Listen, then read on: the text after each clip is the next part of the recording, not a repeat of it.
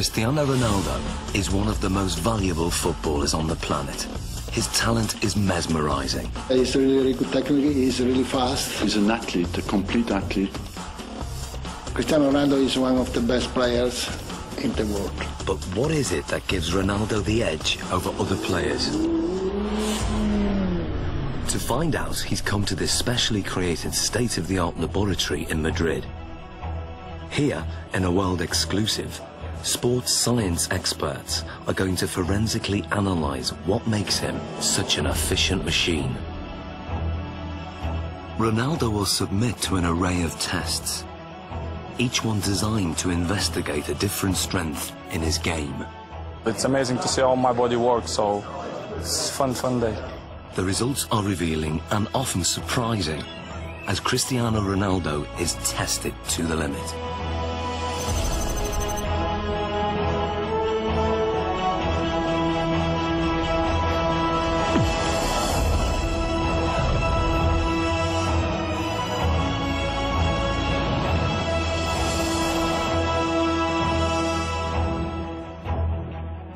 In this sports laboratory, Cristiano Ronaldo is about to undergo a series of challenges unlike any he's done before. He'll undergo tests for body strength, mental ability, technique, and finally skill. Guiding him through this is football consultant Andy Ansar. He's teamed up with leading sports scientists, hoping to uncover the secrets behind Ronaldo's tremendous ability. Shall we stretch out properly? The first of the 4 challenges is one of the most crucial on a football pitch. Body strength. With 40 goals in a single season, Ronaldo is La Liga's highest scoring player ever. One of the fastest men on the pitch, his lower body strength gives him the acceleration to get that hair's breadth nearer the ball. And in today's game, every millimetre counts.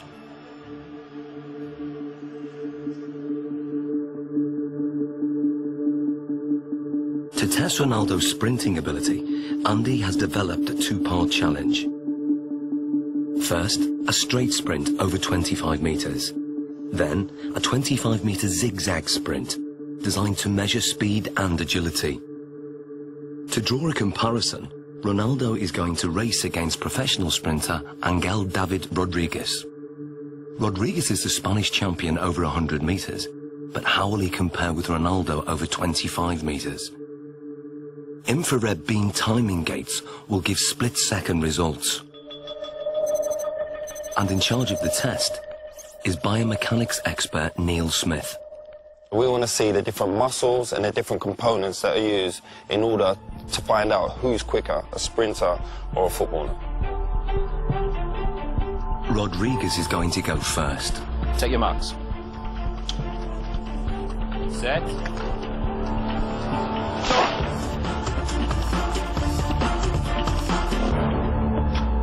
How do we do, Neil? Angel hit 3.31 seconds there, Andy. Angel quality, different class. It's fast. What do you think Ronaldo will do? Maybe the same, strong, acceleration. You sure? Yeah, I know. Slow-motion replays reveal that Rodriguez makes a strong, explosive start, reaching top speed in under half the distance.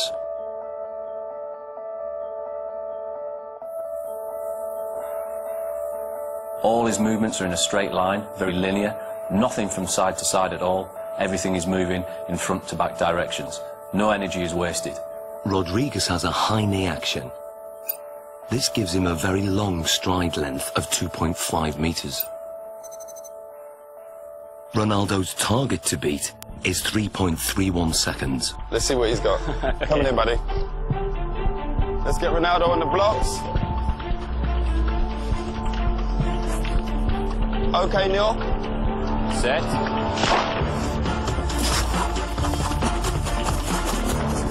Angel, come and join us. What was Ronaldo's time? He's done well, Andy. He's got 3.61 seconds. And what was Angel's time? Angel clocked in at 3.31. So that's 0.3 seconds. 0.3 difference. Absolutely quality. Different class. Considering Angel's class as sprinter, that's not bad at all. So Ronaldo narrowly lost the straight sprint. On closer analysis, the reasons why are clear. From a sprinter's point of view, Cristiano Ronaldo's technique isn't the best, but then Cristiano Ronaldo's not a sprinter. He's very quick off the mark, but his style is quite different. He has to still think about the sprinting. That's why his head goes back, and if you go like this with your arms, the chances are behind you, your legs will be doing that also. And that means lower knee height. Because of his usual increase in speed and decrease in speed during a game of soccer, his stride length is quite short and quite sharp, quite staccato, and only covers 1.7 metres per stride. In a 90-minute match, Ronaldo will usually cover over 10 kilometres, but very little of that is in straight-line sprints. In football, the ability to abruptly change direction is vital, so the zigzag course is designed to replicate what happens in a game. How well do you think you'll do on the zigzag? Me? Yeah. He kicks me. Let's go and do our thing. Come on, guys, let's give it a go. Take your marks. Get set. Go. Rodriguez is still very fast around this course. He navigates the poles well, keeping his balance even when his body is almost at 45 degrees at some points.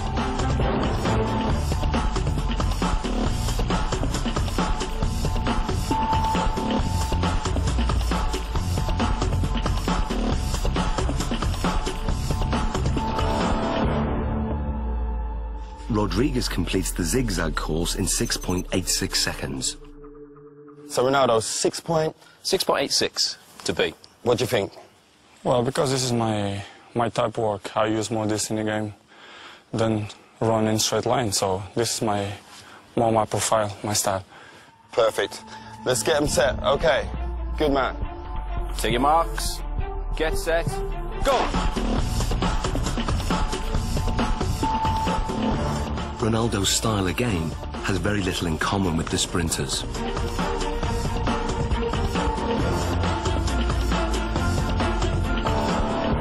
Okay, Angel, come and join us. So first of all, Neil, remind us of Angel's score. Angel came in at 6.86 second. 6.86. And then Ronaldo's? 6.35. So what's the difference there? Almost half a second there, Andy. Almost half a second Superb. between them. Superb. Exactly what we was expecting from our footballer, correct? Yeah. Well, what we're hoping there, you can see a very big difference between the straight line sprinting. We've got very long strides, nice high centre of gravity. Cristiano comes into his own here. Yep. We lower the centre of gravity. We enable ourselves to push off and accelerate sidewards. That centre of gravity nice and low. Their knees are bent, their hips are bent, and the muscles are hopefully working at their optimum length. Because this is my style, you know, I use this a lot in a pitch, so I guess that I'm more chances in this type of run than straight line. Without a shadow of that, improved it. When we look at the zigzag movements, we can see a way that Cristiano anticipates the change of direction coming into play. As Cristiano approaches, we see a lot of shorter steps.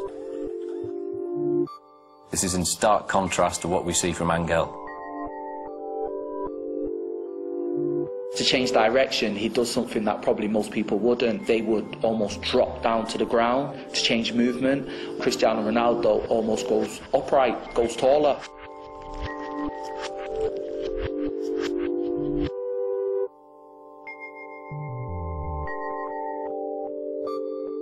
Oh, look, he jumps into it with 2 feet this turn. Here we go. Yeah. There we go, there. Yeah, we can see Angel using 1 foot there to break in one particular stride and to try and push off in the very next. Cristiano's decelerating using both feet. Yeah. Places his centre of gravity inside the line of his foot, and away he goes. It's almost like he uses 1 foot primarily for taking the braking force, as we see that inside foot there. Then the outside foot is more for the acceleration force. And Cristiano places approximately 5 body weights worth of force through that outside foot towards the next turn. So in what we're seeing now is he's multi-talented. That's a given anyway with Cristiano Ronaldo, but the way his body works and the way it's built and all the different components that he uses when sprinting affords him the ability to maybe perform in terms of an athletic sprint at the very, very highest level. Yeah, he's up there. We've seen his speed is up there. We've seen the movement and the agility is up there. He can change direction quickly. He can accelerate and decelerate whilst he's still concentrating on the game. Ronaldo won by quite a margin. His time over the zigzag sprint was 6.35 seconds. Clearly, his ability to corner at speed gives him an advantage. And fundamental to this is muscle strength. So before the next test, Ronaldo's muscles are going to be measured to see if there's anything unusual. Okay, Ronaldo, this is Luis. Hi. So we want to look at your body. We want to check everything out. What makes Ronaldo special? Okay? Okay. This is a state-of-the-art precision 3D body scanner. It uses a laser beam to create a visual profile of the exterior body shape and gives us exact measurements like height 185.1 centimeters, chest 109. Ronaldo has extremely lean, well-defined musculature. He has 3% less body fat than a supermodel. His thigh circumference is 61.7 centimeters, which is well above average. But his calf muscles are less developed, and the scan exposes a fact about their size that surprises Ronaldo. ¿Más la izquierda? Izquierdo, sí, sí. Eso es lo que te dice esto. Having uneven calf muscles hasn't held Ronaldo back. In fact, his body dimensions are part of the secret to his success. He has the long legs of a sprinter, the lean physique of a middle-distance runner, and the powerful thighs of a high jumper. What sets him apart is that he has all those attributes in one body. Like tuning an engine for high performance, Ronaldo has tuned up his body strength significantly over recent years. He's increased his win rate in the air from 40% to over 66%. He can now fly higher than many of his opponents. So next, Ronaldo's explosive jumping ability is going to be tested. Here we are. Okay, Ronaldo, this is the high jump. Now explain to us how this works. What we're going to get you to do is a test of lower body power. The higher you jump, the more powerful your legs are going to be. So we're going to place you on the mat. We're going to instruct you to jump as high as possible, give it your maximal effort, and try and land back on the mat again. This mat is actually a very sensitive pressure sensor that measures takeoff force. And the key thing is having his hands on his hips, correct? We're going to try not to use the arms as an extra counterbalance. So that's why we do this, so that he can't use his arms as elevation. So it's we're just trying about to the legs. Concentrate just on explosive leg Okay. power. Okay. 3, 2, 1.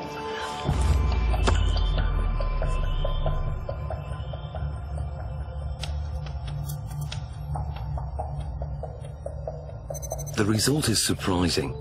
Ronaldo jumps only 44 centimeters, barely average, with a force of just 1.5 times his body weight. Something's wrong. So now, this is the thing, you don't jump like that in the game. Yeah. We have to make it relevant to football. Of course, if you jump with free hands, Yeah. it's better. You jump more, then you're quite limited. So can you also register that? If I get Ronaldo to jump, if he comes in and jumps up off one foot and lands... We'll get the impact of the pressure as he hits the pressure plate. Let's try that. Let's try that. 3, 2, 1, go. Now the results are very different. Ronaldo's body strength enables him to jump 78 centimeters, which is higher than the average NBA basketball player can jump. His takeoff force is almost 5 times his body weight, or 5 Gs, the same as an astronaut goes through at takeoff. But what's more intriguing is what he does in the air. When he jumps high, he tucks his knees and his legs up behind under his buttocks. This has the effect of raising the centre of gravity temporarily, but enables him to give this impression of hanging in the air, ready for him heading the ball into the goal. Excellent. Good, good, good. Awesome, Ronaldo. Let's move on to our next test. Very hard, because you have to give 100% everything that you involve. Ronaldo's muscle distribution and raw body strength contribute significantly to his ability. But the next set of tests will reveal how important his mental ability is to his game, and the results are truly stunning.